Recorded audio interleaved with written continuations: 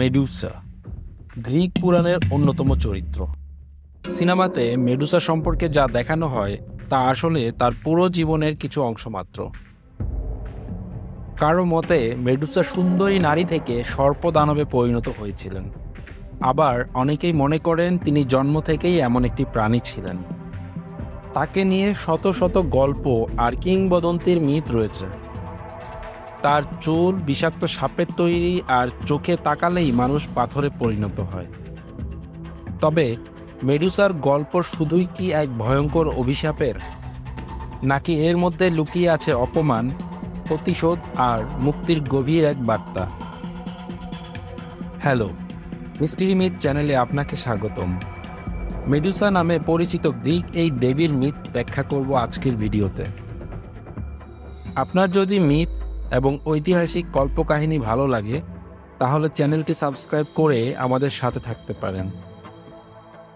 মেডুসার এমন সর্পীয় রূপের সাথে গর্গন নামে পৌরাণিক এক প্রাণীর মিল রয়েছে। মেডুসার সম্পূর্ণ মিথ জানতে গর্গন প্রজাতির উৎস জানা প্রয়োজন। চলুন প্রথমেই জেনে নেই কারা ছিল গর্গন এবং তারা দেখতেই বা কেমন ছিল।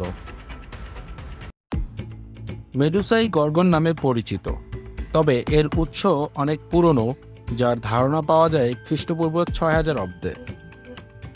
গর্গন নামটি প্রাচীন গ্রিক শব্দ গর্গস থেকে এসেছে, যার অর্থ ভয়ঙ্কর। গ্রিক পুরাণে এই প্রজাতির অনেক চরিত্রের কথা উল্লেখ আছে। এরিনিয়েস এর অন্যতম উদাহরণ। এদেরকে ফিউরি নামেও ডাকা হয়। তারা ডানাযুক্ত প্রতিশোধ পরায়ণ প্রাণী, যারা গুরুতর পাপীদের শাস্তি দেওয়ার দায়িত্বে ছিল। এরিনিয়েসদের প্রায়ই শরীরে সাপ জড়ানো ভয়ঙ্কর প্রাণী হিসেবে দেখানো হয়েছে। গ্রিক পুরাণের বিবর্তনের সাথে সাথে গর্গনের গল্পের সাথে যুক্ত নতুন চরিত্র আবির্ভূত হয়েছে। এর মধ্যে উল্লেখযোগ্য হল প্রাচীন গর্গন, যাকে কিছু পুরাণে মেডুসার পিতা হিসেবে বিবেচনা করা হয়, এবং গর্গ, যিনি টাইটান হেলিওসের কন্যা ছিলেন। প্রাচীন গর্গনদের চেহারা ছিল আলাদা। তাদের ছিল বড় দাড়ি, দাঁত এবং কোঁকড়ানো চুল। এটি পরবর্তী সময়ে সর্পচুলের নারীর চিত্র থেকে ভিন্ন। খ্রিস্টপূর্ব ৮ম শতাব্দী নাগাদ সাহিত্য গর্গনদের কাহিনীকে রূপ দিতে শুরু করে, যেখানে মেডুসা কেন্দ্রীয় চরিত্রে পরিণত হয়।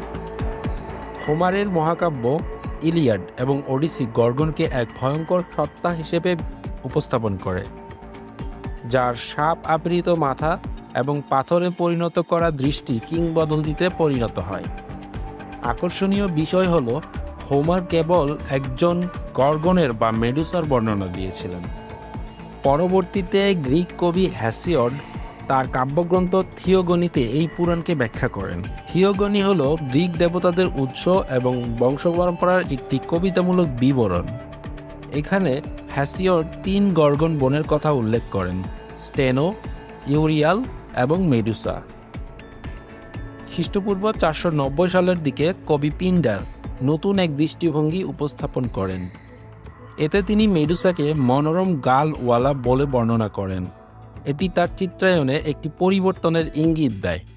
মেডুসার সৌন্দর্য এবং ভীতিকর দ্বৈত রূপ স্পষ্ট হতে শুরু করে, যেখানে তার সাপের মতো চুলের পাশাপাশি তার মুগ্ধকর এবং ভয়ঙ্কর দৃষ্টি বিশেষ গুরুত্ব পেতে থাকে।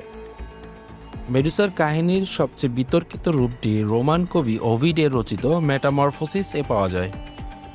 ওভিডের বিবরণ অনুযায়ী মেডুসা ছিলেন এক সুন্দরী নারী, যার চুল ছিল তার সৌন্দর্যের অন্যতম আকর্ষণ।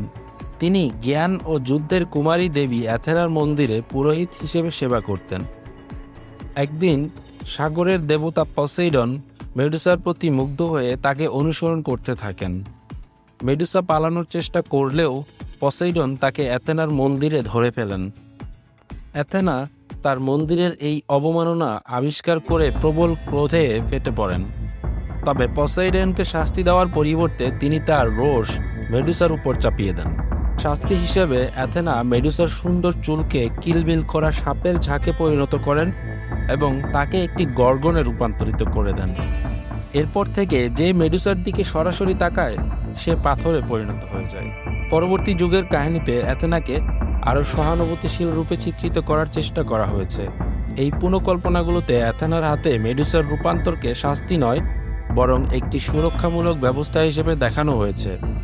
মেডুসাকে গর্গনে পরিণত করার মাধ্যমে অ্যাথেনা নিশ্চিত করেন যে আর কোনো পুরুষ যেন কখনো তার ক্ষতি করতে না পারে। মেডুসাকে এমন এক রূপ প্রদান করা হয় যা সম্মান এবং ভয়ের উদ্রেক করে। মেডুসার চরিত্র কোনো একক কাহিনী বা বৈশিষ্ট্যে সীমাবদ্ধ নয়, তিনি বহুমাত্রিক ভূমিকাকে প্রতিনিধিত্ব করেন। শিকার, দানব, কুমারী, রক্ষক, আশার প্রতীক এবং প্রতিকূলতার বিরুদ্ধে অটল দৃঢ়তার মূর্ত রূপ। এই বহুমুখী প্রকৃতি তাকে গ্রিক পুরাণের সবচেয়ে আকর্ষণীয় চরিত্রগুলোর মধ্যে একটি করে তুলেছে। সিগমুন্ড ফ্রয়েড, যিনি প্যারানয়েডের জনক, মেডুসার পৌরাণিক কাহিনীর একটি অনন্য ব্যাখ্যা দিয়েছিলেন। তিনি ধারণা করেন যে মেডুসার মাথা একটি পুরুষের অন্তর্নিহিত পুরুষত্বহীনতার ভয়কে চিত্রিত করে, যার সাপের চুল পুরুষাঙ্গের প্রতীক হিসেবে দেখা যায় এবং তার পাথর করার দৃষ্টি পুরুষের অক্ষমতাকে রূপক হিসেবে প্রকাশ করে। ফ্রয়েডের এই ব্যাখ্যায় মেডুসার কাহিনী নারী শক্তির চিত্রের চেয়ে বেশি পরিপূর্ণ এবং নারীর অদম্যতার মধ্যেও পুরুষত্বের চাপা ভয় এবং আত্মবিশ্বাসহীনতার প্রতিফলন ঘটে। বর্তমান চলচ্চিত্র যেমন ক্ল্যাশ অব দি টাইটান্স এবং পার্সি জ্যাকসন অ্যান্ড দি অলিম্পিয়ান্স মেডুসাকে নতুন দর্শকদের সামনে তুলে ধরছে। নানা রকম ভূমিকায় তাকে উপস্থাপন করছে, যেন এক ভয়ঙ্কর শত্রু থেকে এক ট্র্যাজিক নায়িকা পর্যন্ত। যদিও এই অভিযোজনগুলি ক্লাসিক ব্যাখ্যার থেকে আলাদা, তবে তারা মেডুসার উত্তরাধিকারকে জীবন্ত এবং প্রাসঙ্গিক রাখে। এই সমসাময়িক সংস্করণে মেডুসা শুধুমাত্র ভীতির প্রতীক নয়, বরং একটি শক্তিশালী নারী চরিত্র হিসেবে উঠে এসেছে, যার গল্প মিথ, যুদ্ধ এবং আত্মনির্ভরতার প্রতীক হয়ে অনুপ্রাণিত করে। মেডুসার আকর্ষণ তার জটিলতার সাক্ষ্য বহন করে। তিনি শুধুমাত্র একটি প্রাচীন পৌরাণিক চরিত্র নন, বরং একটি প্রতীক যা বিভিন্ন যুগের মূল্যবোধ, ভয় এবং প্রত্যাশার প্রতিফলন ঘটায়। সমাজের বিকাশের সাথে মেডুসার কাহিনীও বিবর্তিত হচ্ছে। বন্ধুরা, আজ এ পর্যন্তই। ভিডিওটি ভালো লাগলে লাইক এবং শেয়ার করতে ভুলবেন না। আপনি কি মনে করেন মেডুসার সম্পর্কে? তাকে আপনি কি দানব বলে মনে করেন, নাকি নারীর ক্ষমতায়নের প্রতীক? আপনার মতামত কমেন্টে জানাতে ভুলবেন না। আবারও ফিরব নতুন কোনো কল্পকাহিনী, ইতিহাস কিংবা রোমাঞ্চকর মিথের গল্প নিয়ে। সে পর্যন্ত সবাই ভালো থাকবেন।